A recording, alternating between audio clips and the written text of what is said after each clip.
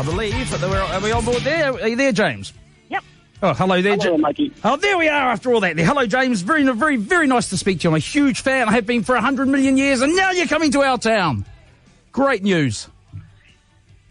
Yes, no, we're coming. We'll be playing in New Zealand and Auckland for the first time, and we're really excited.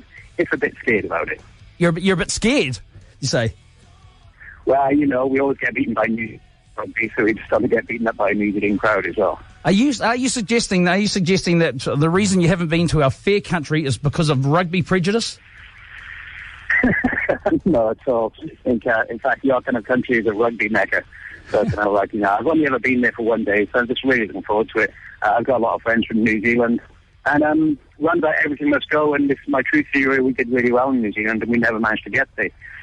So just looking forward to it. We're just always nervous about playing in front of a new crowd. I think you'll be delighted with your response here. Tell us what's been going on with you guys. The Manic Street Preachers, sort of the last thing we heard, there was you postcards for a young man and National Treasures. That's sort of the last release. No, we can have our last studio album came out in 2010, and then we released a greatest hits shortly after that, and we played a show in London at the O2 Arena, 20,000 people, where we played every single we'd ever released. We played every single we'd ever released in one night. That was 38 songs. So it was a Bruce Springsteen-esque set that we did, which lasted for over 3 hours. Was it chronological? We played in Britain.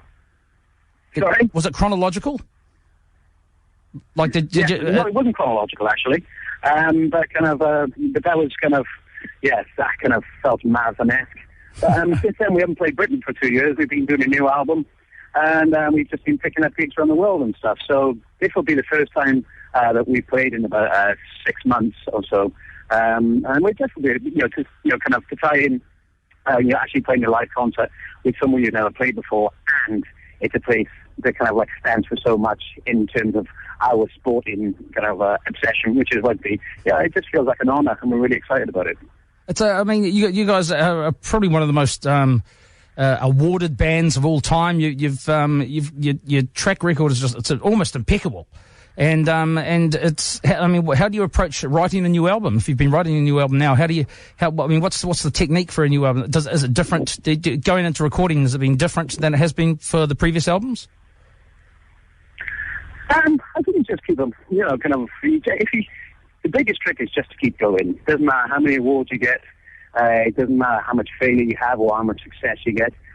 Keep going. If you love what you do, you just keep going, and you just don't stop. Momentum is the thing that just keeps you going in life and in your job, especially if you love your job. You just take you just take it on the chin when you fail sometimes, and then when you succeed, you take it with a pinch of salt. And I think the big thing for us is like we're almost in a brotherhood. We all grew up with each other in the valleys of South Wales, and that friendship just carries us through all the music, all the creativity, all the success, and all the failure. We've always got that friendship to roll back on. It's no sort of lack of things to write about. Say that again, sorry? There's no lack of topics to write about. I mean, one of the most amazing things when I first heard the Manic Street Preachers was what a bunch of curly talkers. I thought to myself, they're toying with me. There's no come on down, girls. Let's get ready and party on a Friday night nonsense. There's some serious lyrics going on, and it caught me by surprise, and I loved it. Well, I didn't quite get what I said, but I hope all of it was good. But sorry. Okay, no, I was just trying asking, what's inspiring you on this new album? At the moment, I think for us, we used to be a band when we were younger. We were very much more nihilistic, because I just think you want to kind of create everything in your own image when you're a younger age. And I think we're a bit more positive now. I think whether it be a place in Wales called Manic, which we've written a song about on the new album, or whether it be about a Welsh industrialist that set up the steelworks in Ukraine in 1910. There we go. We've written a song on the new album about that. These are the kind of weird things that do inspire us. I think we probably write about more things that inspire us than depress us these days. But there's still a fair amount of anger in there. I mean, there's a song on the new album which talks about, the actual disempowerment of the working classes in Britain for the last 30 years. And so I wouldn't say that's an inspiration, but it fires you. Those kind of things fire you. So sometimes it's inspiration, and sometimes the anger actually fires you, and in a strange way, that's an inspiration too. Do you think it's strange that you, as I say, you were you used to be, when you were a young band, you were really nihilistic, you were really sort of rip, shit and bust, and now here you are, like decades down the track, and still writing new music, and still as vital and viable as ever. Is it strange to you? Did you anticipate it being like this? I suppose not. I do have to pinch myself when I realise we've lasted this long. Considering that we were a band that were a very much a prime candidate to crash and burn, because we were kind of controversial when we were younger, and we were very confrontational. And to have lasted this long, sometimes very much, surprisingly, definitely. So, like I said earlier on, I think it is friendship with the band. The fact that we all knew each other as kids before we ever became bandmates. I think that's the thing that's actually just made the band last this long, because our friendship is really deep. We have shared history, we have shared experience, and we have shared, and basically we all knew that, we all knew each other's faults before we became bandmates, which really helps. And it's been a rocky road, but has there been any particular trials and tribulations lately that have been difficult for the band to get through? I think the closest we ever came to splitting up was when obviously our former bandmate Richey went missing. Yeah. And we've never really solved that mystery as to what happened to Richey. So I think, we nearly split up through just abject sadness at one point, because, we actually missed our friend, and he was also a bandmate, he was a massive creative part of the process of being in the band, and our childhood friend. That was the closest thing that ever came to splitting us up, I think. Understandably so, I think. Sure. And the and now, I mean, the band's been around through what would have to be an amazingly polarizing time as far as the music industry itself goes as well. In the time, so from when you guys started to how it is nowadays, it's like it's a completely different industry almost, isn't it? The music industry has completely changed since we first had a record deal. Our first album on a major label came out in 1992. And in 1992 there was no such thing as a free download. There was no such thing as a download. There was no such thing as a digital platform. There was no such thing as all these things that exist now. You either bought your album on cassette, CD, or vinyl. So it's really strange that when we searched for a record out, there were so many more record companies. There were so many more ways to actually release a single. And now all that is utterly different. The landscape has changed beyond recognition. So to know that we've lived through a different era of the record industry kind of makes you feel a bit old, I must say. Yet you guys as a band don't sound. I mean, it's not like you're resting on your laurels.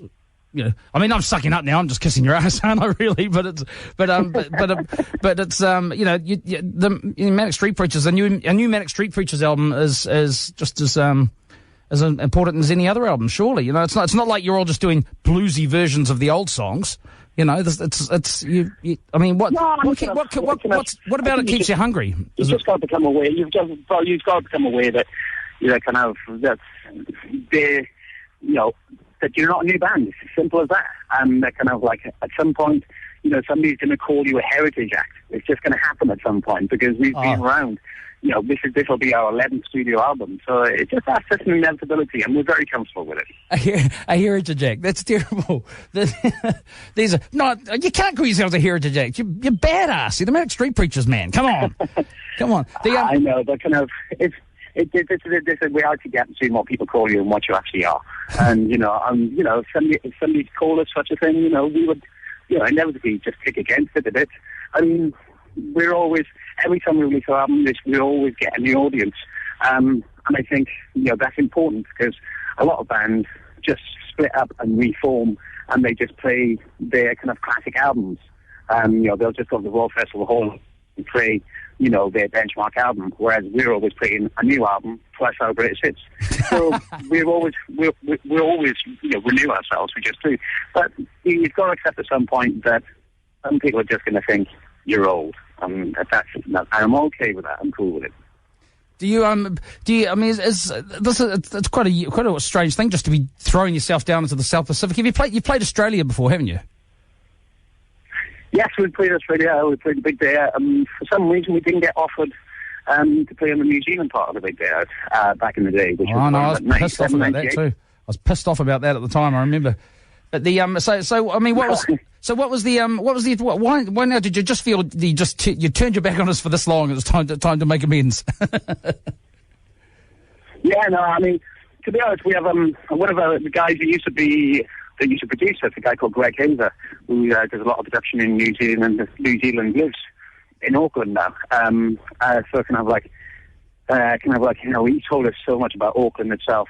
And, you know, and he loves it there. You know, he's an ex-Welsh expat Welsh kind of thing. Yeah.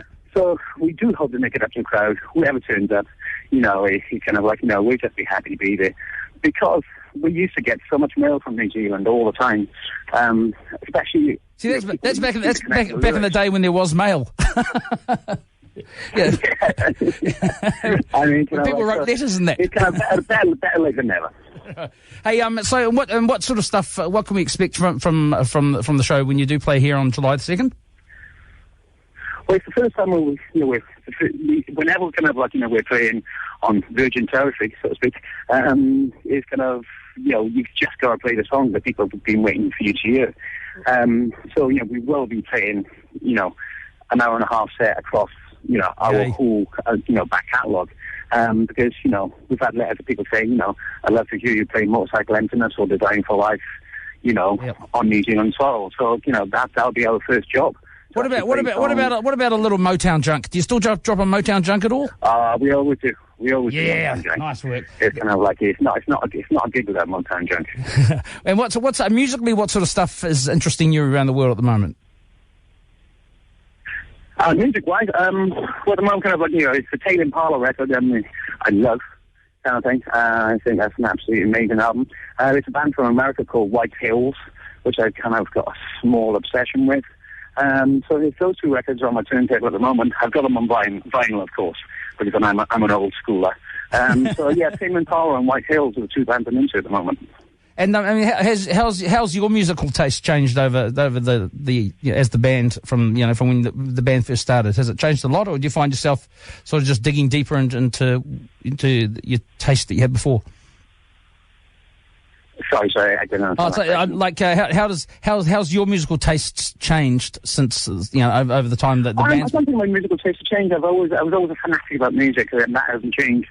You know, when I was 15, I would play an electric light orchestra record next to some old Motown 7-inch, next to some obscure British indie, next to The Clash, and that just hasn't changed at all. You know, there's not much correlation between those two acts that I just talked about, you know, Tame Impala and White Hills.